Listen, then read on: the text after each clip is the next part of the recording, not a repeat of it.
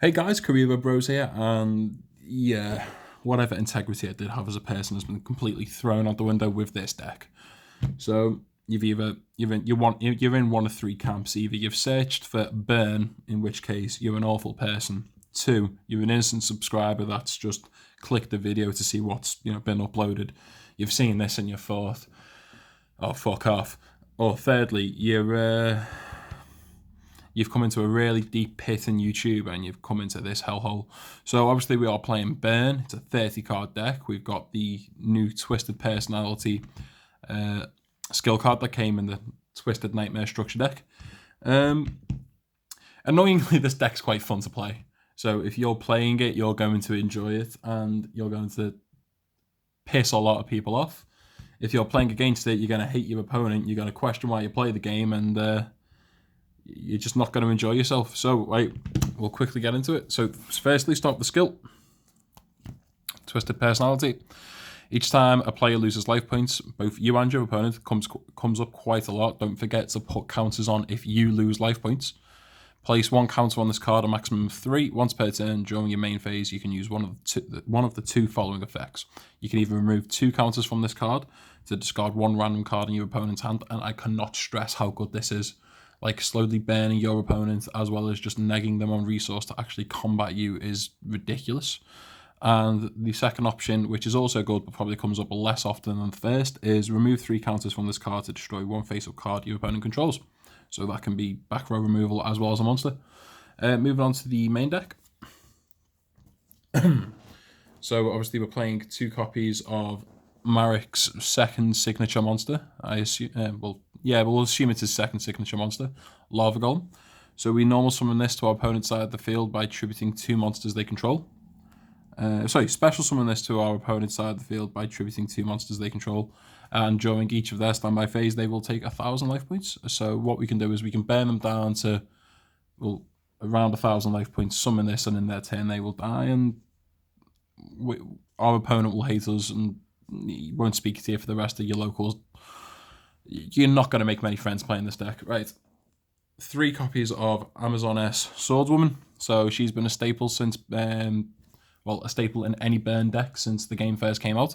So obviously our opponent will take the battle damage that that occurs with this card, and obviously we can double that by playing cards such as Half Shut, but we'll get onto that in a moment.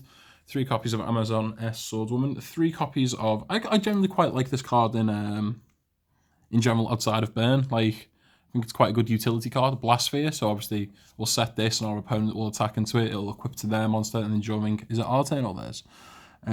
During the opponent's next standby phase, so during their next turn, this equipped card will destroy the monster it was equipped to and inflict damage to their life points equal to that monster's attack. So it's basically a man eater bug on coke. It's a very good card, or at least for speed duel anyway. 3 copies of Algania. Now this is going to be interesting to see if this card does actually stay in the deck as the format develops. So during each standby phase, you'll inflict 600 points to your opponent. So it's an easy way to just inflict petty damage and get a counter on your skill card.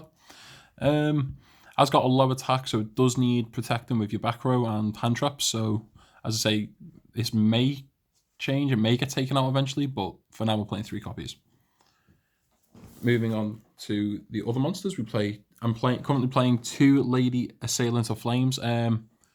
Was debating whether to play 3. She's a flip effect monster. She hasn't got the best attack. Well, she hasn't got the best defense, and you have to banish the top 3 cards to activate this card's skill. So quite often we will just sit there. Like, we're not proactively going to go after our opponent. We are literally just going to sit there, let them try and play against us, and we're going to burn them. So the reason I don't want to play 3 of her is because I don't necessarily want to banish 9 cards. Just in case that, just if the off chance we do come down to some sort of deck out, really degenerate game state, where we would then lose because we've banished a third of our deck essentially. But 2 copies of her. I also play 2 copies of Gravekeeper's Curse, another way to get an easy counter on your skill card. You might want to change the ratios on these if you really want to. You could play 3 and 1 or whatever you fancy. Again, he's not got the greatest attack stats, 800 attack and defense. You will need to protect them with your other cards, but again, an easy counter on your skill, and easy burn damage. So that's literally why we play him. 3 copies of Sphere Kribo because it's staple, and I don't think I've done a deck profile yet with this new format without Sphere Kribo. It's a good thing it got reprinted in the structure decks. Like, I can't stress how good these structure decks are. Pick them up, especially if you're just firstly getting into the game, and even if you've not and you've been in the game for a while, pick up these structure decks. So yeah, 3 copies of Sphere Kribo, 2 copies of Half Shot. I was debating whether to play 3. The main interaction with this card, obviously, is with Amazoness Swordswoman. You could attack into your opponent's monster. You could even attack into your opponent's Lava Golem. You give them with Swordswoman. You'll take 1500. You could activate Half Shot. Take Swordswoman down to 750. She won't get destroyed, and your opponent will take even more damage. I do play 2 copies of Mask of the Accursed.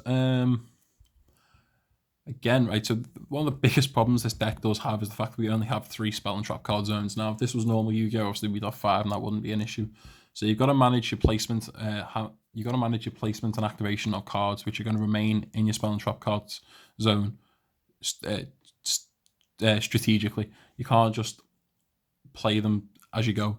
Just give it a bit of a thought. Otherwise, you might end up in a situation where you can't activate anything, and you've got dead spell and trap card zones, and your opponent could obviously attack you directly.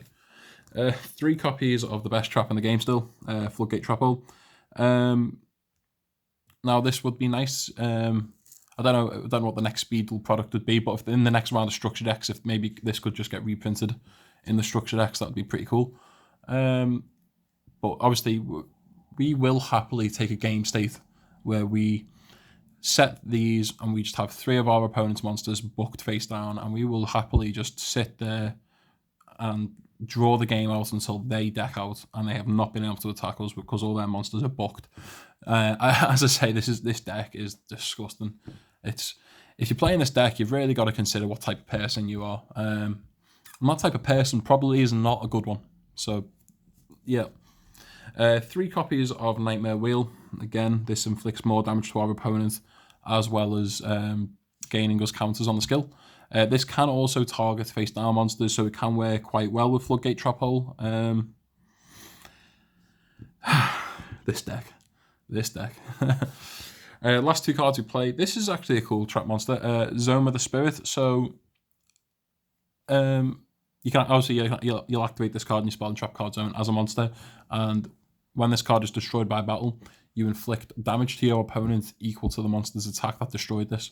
Now I think this is like the correct type of burn card to have in the game. This and like Blast Sphere, they're like 2 cards that like I do enjoy in this deck.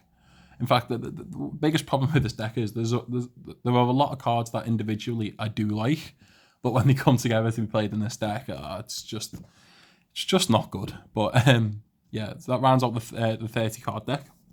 Moving on to the side deck. Our opponents are more than likely going to side in back row removal. As a result, we're playing 2 copies of Waken the Dragon. So if they activate anything such as Dust Tornado, pop this, we will just punish them and bring out a big monster from the extra deck. 2 copies of Security Orb, because we can activate this either to turn an opponent's monster to defense mode when it attacks, or if it is destroyed, we can destroy one monster they control.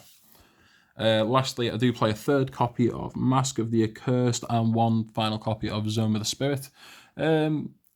Honestly, you can swap these 2 out for whatever you want. I just put them in there because I just think the access to the 3rd copies is quite good. That's the side deck. It's quite self-explanatory, really. We do have an extra deck that we can actually use. So obviously we're playing Waking the Dragon, so we can bring out Blue Eyes Ultimate Dragon with it. You're not going to bring this, so you can bring out your Meteor B Dragon, and you can bring out your Gaia the Dragon Champions. Needs to get a bigger